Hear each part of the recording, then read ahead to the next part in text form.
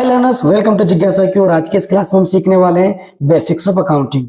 आज की जो क्लास होने वाली है ये बिगिनर्स के लिए बहुत ही ज्यादा इंपॉर्टेंट होने वाली है, क्योंकि आज की इस क्लास में हम समझेंगे कि अकाउंट्स कितने टाइप के होते हैं। अकाउंट के अलावा आज हम सीखने वाले हैं अकाउंटिंग की प्रोसीजर क्या होती है। साथ ही साथ आज हम पूरे डेबिट और क्रेडिट रूल को कंप्लीटली डिटेल में समझने वाले हैं, इसलिए वीडियो को बिल्कुल भी स्किप मत करना, ध्यान से देखना, समझना। समझिए, हम अकाउंटिंग सीख रहे हैं। भाई अकाउंटिंग में किया जाता है, अकाउंट बनाए जाते हैं। अब जितने भी हम अकाउंट बनाते हैं वे सारे अकाउंट मात्र कितने प्रकार के होते हैं? 3 प्रकार के होते हैं।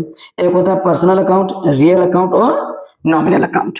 अगर मैं बात करूं पर्सनल अकाउंट की, तो पर्सनल अकाउंट वे अकाउंट होते हैं जो किसी पर्सन से रिलेटेड होते हैं, या किसी फर्म से रिलेटेड, या किसी कंपनी से रिलेटेड होते हैं, है ना। जैसे फॉर एग्जांपल जिज्ञासा आई की private limited account, Rajesh account, या किसी भी कंपनी के नाम से अगर आप अकाउंट बना रहे हो तो वह अकाउंट कौन सा कहलाता है?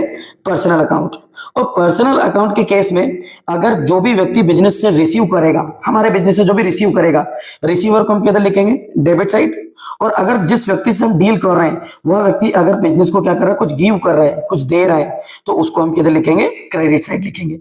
क्लियर। दूसरी अगर हम बात करें तो सेकंड जो अकाउंट होता है वो होता है रियल अकाउंट। रियल अकाउंट की बात करें तो ये वे अकाउंट होते हैं जो असेट से रिलेटेड होते हैं। असेट से रिलेटेड अकाउंट को रियल अकाउंट कहा जाता है।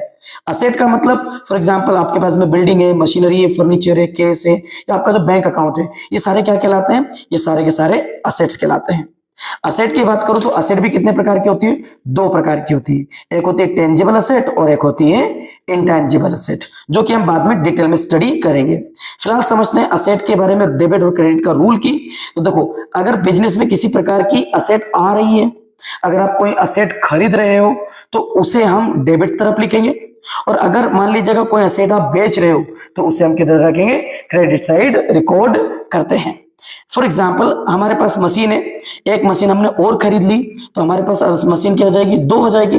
तो 2 मशीन हो जाने पर हम क्या करेंगे? मशीन अकाउंट को डेबिट तरफ लिखेंगे। क्लियर। अगर हम बात करें तीसरे अकाउंट की, तो जो तीसरा अकाउंट होता है वो होता है नॉमिनल अकाउंट।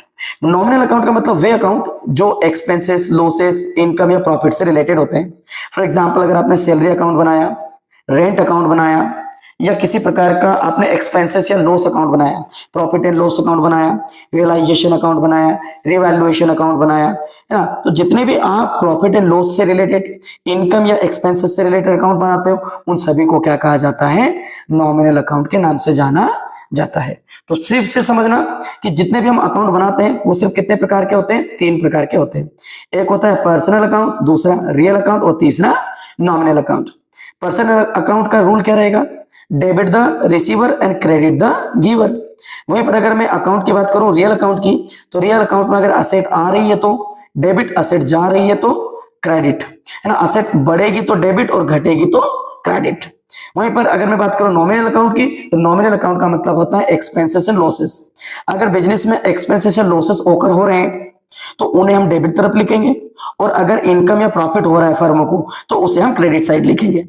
क्लियर। अब जब भी हम अकाउंट बनाते हैं तो अकाउंट बनाते वक्त सबसे पहले हम बनाते हैं जर्नल एंट्रीज। जर्नल एंट्री के बाद जो हम करते हैं अगला, वो करते हैं लेजर, है ना। लेजर के बाद हम ट्रायल बैलेंस बनाते हैं। ट्रायल बैलेंस के बाद एंड में हमारा बनता है फाइनेंशियल स्टेटमेंट। फाइनेंशियल स्टेटमेंट हमेशा साल के एंड में बनाया जाता है। फाइनेंशियल स्टेटमेंट में हम जनरली अभी सीखेंगे प्रॉफिट एंड लॉस अकाउंट बनाना और बैलेंस शीट बनाना। सबसे पहले अगर मैं बात करूं तो सबसे पहले हम जर्नल एंट्री बनाना सीखेंगे। अच्छा, जर्नल एंट्री की अगर मैं फॉर्मेट की बात करूं तो जर्नल एंट्री का फॉर्मेट कैसा होता है? ये जर्नल एंट्री का फॉर्मेट कुछ इस तरह से होता है। क्लियर है। जर्नल एंट्री में सबसे पहले क्या आती है? डेट। डेट के बाद कॉलम कौन सा आता है? पार्टिकुलर्स का। पार्टिकुलर्स के बाद आता है लेजर फोलियो। लेजर फोलियो का मतलब होता है लेजर का पेज नंबर। अगला आता है डेबिट अमाउंट और एक आता है क्रेडिट अमाउंट। तो ये बन गया हमारा जर्नल एंट्री का फॉर्मेट। क्लियर। अभी थोड़ी देर में हम सीखने वाले हैं कि जर्नल एंट्री जर्नल की बुक में कैसे रिकॉर्ड की जाती है, लेकिन उससे पहले थोड़ा सा मॉडर्न कंसेप्ट समझ लेते हैं अकाउंटिंग का। ये तो रही प्रोसीजर कि हम जर्नल एंट्री के बाद लेजर, लेजर के बाद ट्रायल बैलेंस, ट्रायल बैलेंस के बाद फाइनेंशियल स्टेटमेंट बनाएंगे। क्लियर। इसके बाद आता है हमारा नॉर्म, अगला वो आता है बेसिक्स ऑफ अकाउंटिंग में मॉडर्न अप्रोच टू अकाउंटिंग। आप जैसे इंग्लिश पढ़ते हैं तो भाई इंग्लिश में टोटल कितने अल्फाबेट्स होते हैं? 6 अल्फाबेट्स, 26 अल्फाबेट्स होते हैं। उन 26 के अलावा एक भी अल्फाबेट एक्स्ट्रा नहीं होता है। बस उसी तरह से अगर मैं बात करूं अकाउंटिंग की, तो अकाउंटिंग में भी 6 वर्ड आपको याद रखने हैं। सबसे पहले asset, expenses, drawings, capital, liabilities and income. अगर आपने इन 6 को समझ लिया तो इन 6 से एक अलग एक भी अकाउंटिंग का रूल नहीं बनता है। इन 6 के अलावा एक भी अलग अकाउंट नहीं बनेगा। समझना, असेट किसे कहते हैं भाई? असेट वो चीज होती है जो बिजनेस में इन्वेस्ट की जाती है ताकि उस असेट का इस्तेमाल करके, उस वस्तु का इस्तेमाल करके कंपनी और अधिक प्रॉफिट अर्न कर सके। वहीं पर एक्सपेंसेस, जैसे हम बिजनेस रन करते हैं तो बिजनेस में कई सारे हमें खर्चे करने पड़ते हैं, जैसे कि रेंट देना पड़ता है, काम करने वालों को सैलरी देनी पड़ती है ना, एडवर्टीजमेंट का खर्चा होता है, स्टेशनरी का खर्चा होता है, कई प्रकार के छोटे मोटे खर्चे होते हैं। वो खर्चों को एक्सपेंसेस है ना कहा जाता है। अगला होता है ड्रॉइंग्स। ड्राइंग्स का मतलब क्या होता है? ड्राइंग्स का मतलब होता है कि जी अगर मान लीजिएगा आप बिजनेस कर रहे हो तो सीधी सी बात है आप बिजनेस में पैसा लगाओगे और जरूरत पड़ने पर बिजनेस से पैसा निकालोगे भी। अगर आपने बिजनेस से अपने पर्सनल यूज के लिए अगर आपने पैसा निकाला है तो उसे ड्राइंग्स के नाम से जाना जाता है। फॉर एग्जाम्पल, अगर आपने मान लीजिएगा 10 लाख से एक बिजनेस स्टार्ट किया था, आप पिछले 5 साल से 6 साल से बिजनेस स्टार्ट कर चला रहे हो, अब आपको पर्सनल खर्चे के लिए पैसों की जरूरत पड़ रही है, तो पर्सनल आपके जो निजी खर्चे हैं उन निजी खर्चों को पूरा करने के लिए आपने बिजनेस से जो पैसा निकाला या बिजनेस से जो माल निकाला उसे ड्राइंग्स के नाम से जाना जाता है। अगला आता है कैपिटल। कैपिटल किसे कहते हैं? देखो समझना भाई, बिजनेसमैन के द्वारा जो कुछ भी इन्वेस्ट किया जाता है, चाहे स्टॉक हो, कैपिटल हो, फर्नीचर हो, मशीनरी हो या किसी प्रकार की असेट्स हो, एक बिजनेसमैन बिजनेस में जो कुछ भी इन्वेस्ट करता है उसे कैपिटल के नाम से जाना जाता है। या है ना, अगली बात करें लाइबिलिटीज की। देखिए, बिजनेस के पास कुछ असेट्स होती है जो बिजनेस ओन करता है, लेकिन असेट के साथ साथ बिजनेस के पास कुछ लाइबिलिटीज भी होती है। लाइबिलिटी को आप आम बोलचाल की भाषा में कर्जा समझ लीजिए। फॉर एग्जाम्पल, अगर आपकी कंपनी चल रही है, कंपनी में आपने एक बैंक से लोन लिया 10 लाख का, तो जो 10 लाख का आपने लोन लिया है वो आपके लिए क्या कहलाएगी? लाइबिलिटीज कहलाएगी, एक प्रकार से दायित्व हिंदी में कहते हैं। अगला और आखिरी आता है इनकम। इनकम नाम से समझ में आ रहा है, एक प्रकार रेवेन्यू है। अगर मान लीजिएगा आपने साल भर में बिजनेस किया, बिजनेस करके आपने प्रॉफिट कमाया, तो प्रॉफिट भी आपके लिए एक प्रकार की क्या है? इनकम है। अगर आपको किसी प्रकार की क्या मिली? कमीशन मिला, तो कमीशन आपके लिए क्या कहलाएगा? इनकम कहलाएगा। इन 6 एलिमेंट्स के अलावा अकाउंट में 7वां कोई एलिमेंट होता ही नहीं है। यानी कि जितने भी हम अकाउंट बनाते हैं, या तो असेट अकाउंट होगा, या एक्सपेंस अकाउंट होगा, ड्राइंग, कैपिटल, लायबिलिटी या किसी इनकम अकाउंट को हम बनाते हैं।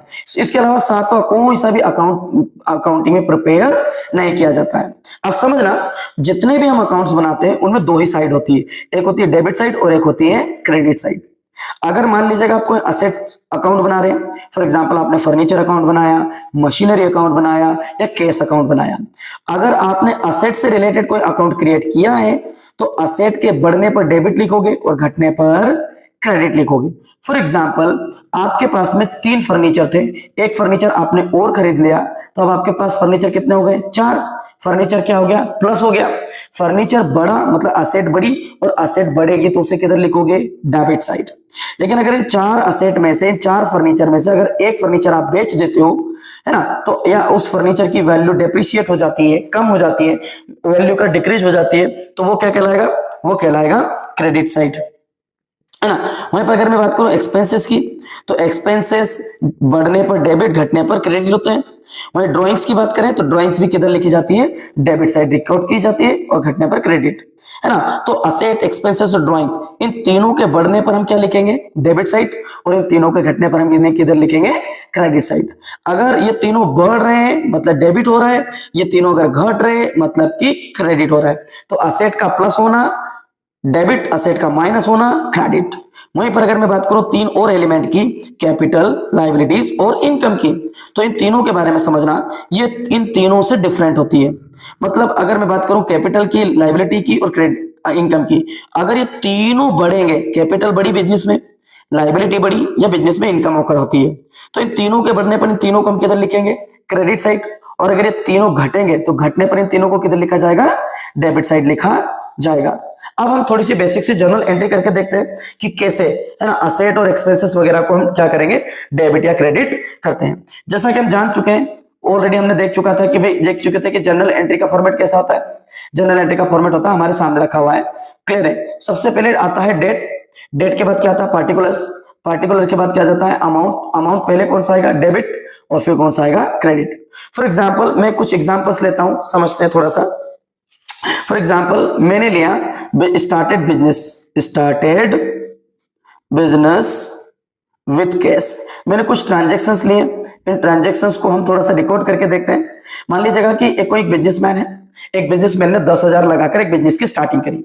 अच्छा, बिजनेस में जर्नल एंट्री करने से पहले एक चीज और समझ लीजिएगा कि भाई जो बिजनेसमैन होता है और जो बिजनेस होता है ये दोनों अलग अलग होते हैं, समझना है ना। बिजनेसमैन बिजनेस में पैसा इन्वेस्ट करेगा और जरूरत पड़ने पर बिजनेस से पैसा निकालेगा। तो हम जितने भी ट्रांजेक्शन्स होते हैं ना वो बिजनेस के रिकॉर्ड करते हैं, ना कि बिजनेसमैन के। जितने भी ट्रांजेक्शन्स हम रिकॉर्ड करेंगे वो किसके होंगे, बिजनेस के। तो अब समझना, अब हमने पहली एंट्री क्या ली है, फर्स्ट एंट्री हमने ली है कि भैया स्टार्टेड बिजनेस विद कैश 10,000, 10,000 लगाकर हमने बिजनेस की स्टार्टिंग करी। यानी कि ये कोई व्यक्ति है, बिजनेस का ओनर है, इस ओनर ने बिजनेस में कितने हजार लगाए, 10,000 लगाए। तो भाई बिजनेस में तो पैसा आया ना, बिजनेस में पैसा आया, और इस बिजनेसमैन के द्वारा जो कुछ भी बिजनेस में इन्वेस्ट किया जाएगा उसे किस नाम से जाना जाएगा, कैपिटल के नाम से जाना जाएगा। यानी कि स्टार्टेड बिजनेस विद कैश वाली एंट्री में दो अकाउंट बनेंगे, समझना। एक तो क्या बिजनेस में कैश आएगा, और कैश आया तो आया कहां से, बिजनेसमैन ने लगाया। और बिजनेसमैन जो कुछ भी बिजनेस में इन्वेस्ट करता है उसे किस नाम से जाना जाता है, कैपिटल के नाम से जाना जाता है। हम ऑलरेडी अभी पढ़ चुके हैं, है ना, ये 6 चीजें हमने ऑलरेडी पढ़ी कि भाई अगर मैं बात करूं कैश की, तो कैश क्या होती है, असेट्स। और अभी हमने पढ़ा कि अगर असेट बढ़ेगी तो किधर लिखना है, डेबिट तरफ, और घटेगी तो किधर लिखना है, क्रेडिट साइड। ठीक है, वहीं पर हमने कैपिटल का भी नेचर देखा। कैपिटल जो होती है असेट से बिल्कुल अपोजिट होती है। कैपिटल अगर बढ़ेगी तो हम क्रेडिट साइड लिखते हैं, और घटेगी तो किधर लिखेंगे, डेबिट साइड लिखेंगे। क्लियर। तो कैपिटल का बढ़ना क्रेडिट और घटना डेबिट। अब यहां पर हमारे पास एक ट्रांजेक्शन है, स्टार्टेड बिजनेस विद कैश 10,000। इसकी जर्नल एंट्री कैसे की जाएगी, समझना।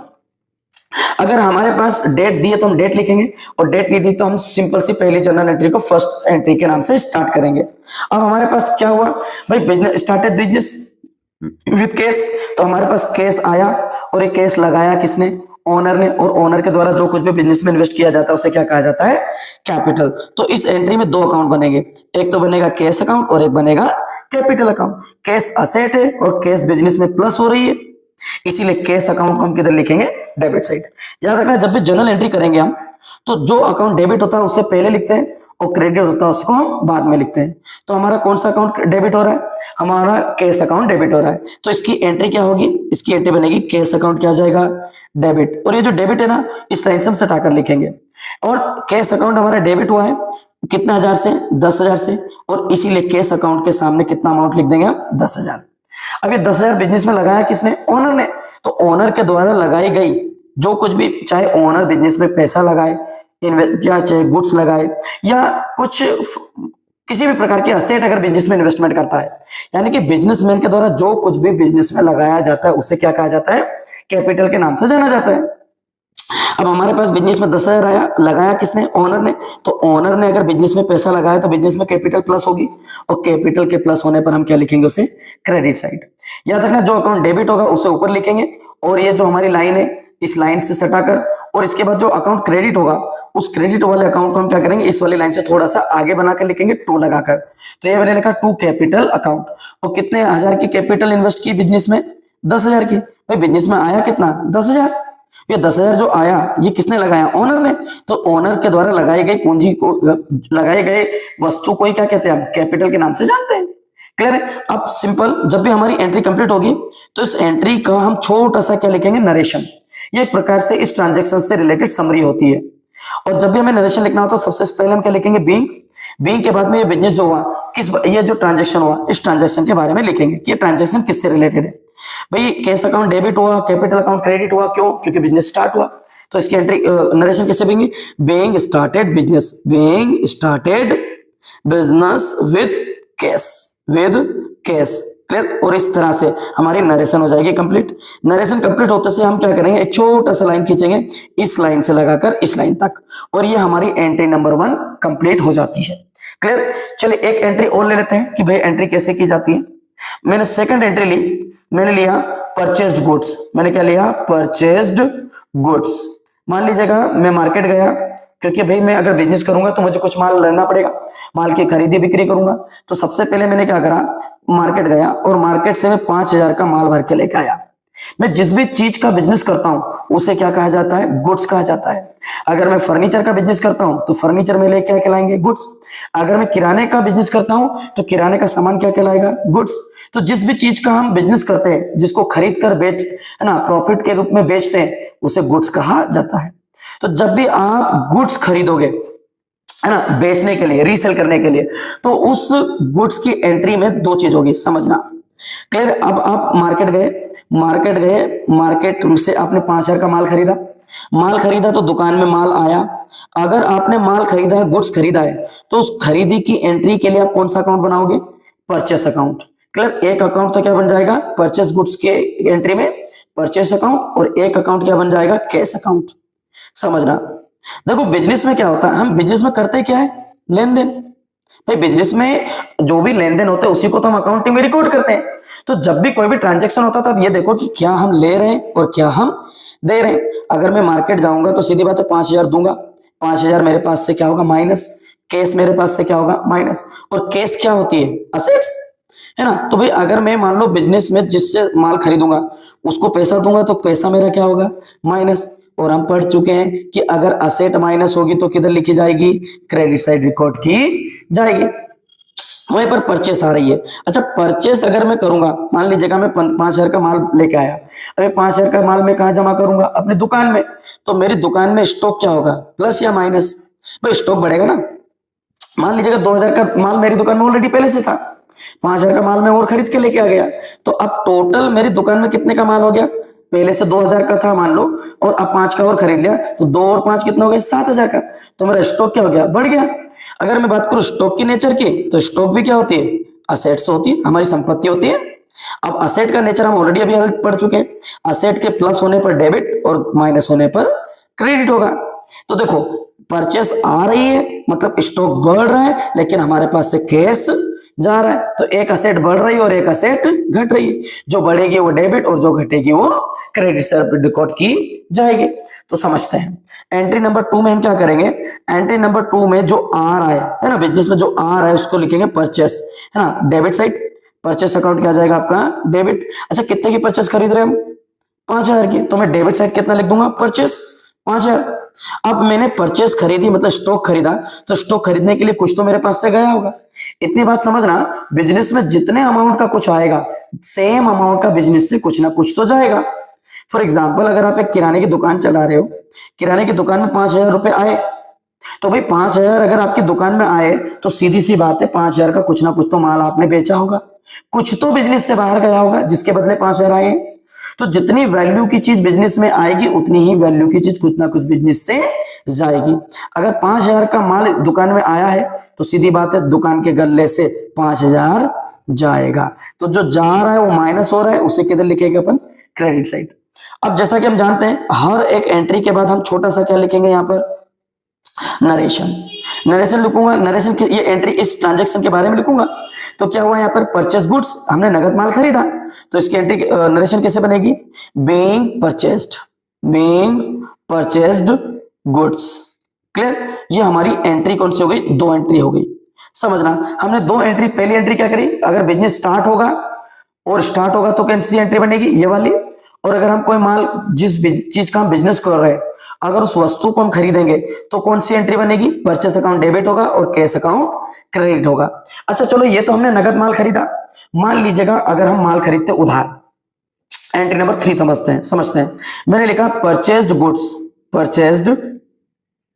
Goods from Ram. मैंने क्या करा, राम से मान लीजिएगा 15,000 का माल खरीदा।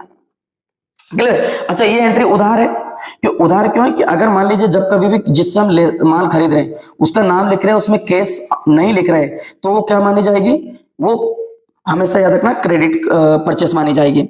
अगर हम नगद माल खरीदते तो हमें राम का नाम लिखने की जरूरत नहीं पड़ती। अब यहाँ पर क्या एंट्री बनेगी, तो हम माल खरीद रहे हैं तो सीधी बात है माल आ रहा है, स्टॉक आ रहा है, लेकिन स्टॉक किस रूप में आ रहा है, परचेस के रूप में, तो परचेस अकाउंट क्या हो जाएगा, डेबिट, है ना। अब हम परचेस खरीद रहे हैं, माल खरीद रहे हैं, लेकिन माल खरीदने के लिए दुकान से कुछ दे रहे हैं क्या, कोई पेमेंट वगैरह दे रहे हैं, कोई पेमेंट हम दे नहीं रहे, मतलब हमारे पास सिर्फ परचेस आ रहा है लेकिन जा कुछ भी नहीं रहा है। मतलब 15,000 का माल आया लेकिन गया कुछ भी नहीं। बट ऐसा पॉसिबल ही नहीं है कि अगर कुछ आया तो कुछ ना कुछ तो जाएगा। अब समझना, अगर हमने 15,000 का माल उधार खरीदा है तो डेफिनेटली हमारे ऊपर 15,000 की क्या हुई, कर्जा हो गया। 15,000 का हमारे ऊपर क्या चढ़ गया है, लाइबिलिटी चढ़ गया। अब यहां पर जब भी हम उधार लेन देन जिससे भी करेंगे ना उसका नाम जरूर लिखेंगे। तो यहां पर मैं किससे उधार ले रहा हूं, राम से। अब राम, हमने अभी अकाउंट पढ़ा कि भाई जितने भी हम अकाउंट बनाते हैं वो सारे अकाउंट कितने प्रकार के होते हैं, 3 प्रकार के होते हैं। क्लियर है? पर्सनल अकाउंट, रियल अकाउंट और नॉमिनल अकाउंट। पर्सनल अकाउंट मतलब पर्सन से रिलेटेड, और राम कौन है, एक पर्सन। और पर्सन से रिलेटेड अकाउंट कौन सा होता है, पर्सनल अकाउंट। और पर्सनल अकाउंट का रूल हम ऑलरेडी पढ़ चुके हैं। अगर जो व्यक्ति बिजनेस को कुछ दे रहा है, समझना, तो वो गिवर कहलाएगा और गिवर को हम क्रेडिट साइड लिखेंगे। अगर कोई व्यक्ति कुछ बिजनेस से ले रहा है यानी कि बिजनेस से रिसीव कर रहा है तो वो रिसीवर कहलाएगा, और रिसीवर को किधर लिखेंगे, डेबिट साइड। और जो गिवर है बिजनेस को उसे किधर लिखेंगे, गिवर्स क्रेडिट साइड। अब यहां पर इस ट्रांजेक्शन में अगर देखें परचेस्ड गुड्स फ्रॉम राम, तो यहां पर हमने राम से माल खरीदा। समझना, राम हमें 15,000 का माल दे रहा है और इसके बदले कुछ भी ले नहीं रहा है। तो इस केस में राम कौन है, गिवर। क्या है, गिवर। और गिवर का नाम किधर लिखेगा अपन, क्रेडिट साइड। समझना, तो एंट्री क्या बनेगी इसकी, जनरल एंट्री। देखो परचेस आ रही है तो स्टॉक बढ़ रहा है, स्टॉक हमारी असेट है और इसीलिए परचेस अकाउंट को हमेशा हम क्या करेंगे, इधर डेबिट साइड करेंगे। परचेस अकाउंट कितने रुपए का माल आया हमारे पास, 15,000 का। परचेस हमें दी किसने, एक व्यक्ति ने, पर्सन ने, जिसका नाम क्या है, राम। तो हम राम को क्या कर देंगे, क्रेडिट। क्यों करेंगे, क्योंकि राम गिवर है और गिवर को क्रेडिट साइड लिखा जाता है। अब राम ने कितने हजार का दिया माल, 15,000 का। अगर अब राम का नाम क्रेडिट साइड लिखा, इसका मतलब ये हमारी लाइबिलिटी है ना। क्या ये हमारी लाइबिलिटी, मतलब 15,000 का कर्जा हो गया हमारे ऊपर, राम को देना हो गया, राम को 15,000 हमें देने बाकी है। समझना, अब इस ट्रांजेक्शन की हम छोटी सी क्या लिखेंगे, नरेशन। नरेशन कैसे बनेगी, बीइंग, है ना, गुड्स परचेस्ड, गुड्स, या being purchased goods, purchased, being goods purchased on from Ram, from Ram on credit. On credit लिखना चाहूं तो ठीक, अदरवाइज इस एंट्री को मैं यही खत्म कर दूंगा। तो आज हमने क्या सीखा, समझना, आज हमने बहुत बेसिक सी बातें सीखी। आज हमारी ये समझ लीजिएगा कि अकाउंटिंग की बेसिक्स की हमारी पहली क्लास थी, और है ना, जिसमें आज हमने ये सीखा कि भाई टोटल अकाउंट कितने प्रकार के होते हैं, है ना। अकाउंट हमने देखा कि अकाउंट टोटल कितने प्रकार के होते हैं, 3 टाइप के अकाउंट्स होते हैं। क्लियर है, एक होता है आपका पर्सनल अकाउंट, रियल अकाउंट और नॉमिनल अकाउंट। इसके बाद हमने देखे इनके रूल्स, है ना। पर्सनल अकाउंट में रिसीवर को डेबिट, गिवर को क्रेडिट किया जाता है। और रियल अकाउंट जो होते हैं असेट से रिलेटेड, जिनमें हमने सीखा अगर असेट बिजनेस में आती है तो डेबिट साइड लिखी जाएगी, और अगर असेट माइनस होती है तो उसे क्रेडिट साइड रिकॉर्ड किया जाता है। वहीं पर हमने देखा बिजनेस में कुछ इनकम होती है, कुछ एक्सपेंसेस होते हैं, और इनकम और एक्सपेंसेस से रिलेटेड अगर हम कोई अकाउंट बनाते हैं तो एक्सपेंसेस और लॉसेस को डेबिट तरफ और इनकम एंड प्रॉफिट को हम किधर लिखेंगे, क्रेडिट साइड रिकॉर्ड करेंगे। इसके बाद हमने कुछ मॉडर्न अप्रोच पढ़ा, और मॉडर्न अप्रोच में हमने देखा कि अकाउंट में जितने भी अकाउंट्स बनाए जाते हैं वो मात्र कितने प्रकार के होते हैं, 6, मात्र 6 अकाउंट्स होते हैं, 6 टाइप के। या तो असेट अकाउंट होगा, है ना, या एक्सपेंसेस अकाउंट होगा, ड्राइंग अकाउंट होगा, कैपिटल अकाउंट होगा, लाइबिलिटी अकाउंट होगा, या इनकम अकाउंट होगा। ध्यान से समझना, अगर ये ऊपर जो तीनों दिए हैं असेट, एक्सपेंसेस और ड्राइंग्स, अगर ये बिजनेस में प्लस होते हैं तो इनको डेबिट तरफ, और ये तीनों अगर माइनस होते हैं तो क्रेडिट साइड। इतना अगर आपने समझ लिया तो आपकी जनरल एंट्री बहुत इजी हो जाएगी। वहीं पर कैपिटल अकाउंट, लाइबिलिटी अकाउंट और इनकम अकाउंट, इन तीनों अकाउंट्स की बात करूं तो ये तीनों प्लस होने पर क्रेडिट की तरफ रिकॉर्ड किए जाएंगे, और ये तीनों अगर माइनस होंगे तो किधर रिकॉर्ड किए जाएंगे, डेबिट साइड रिकॉर्ड किए जाएंगे। आज ये फर्स्ट वीडियो था जर्नल एंट्री से रिलेटेड। अगर आप इसी तरह से और भी जर्नल एंट्री सीखना चाहते हैं, अगर अकाउंट में आप एक्सपर्ट बनना चाहते हैं, तो जिज्ञासा IQ को अभी सब्सक्राइब कर लें। और वीडियो अगर आपको इन्फॉर्मेटिव लगा है तो इसे प्लीज लाइक करें, अपने दोस्तों के साथ शेयर करें, ताकि और किसी की भी मदद हो सके, है ना। आज के लिए बस इतना ही, मिलते हैं कल। Thank you very much.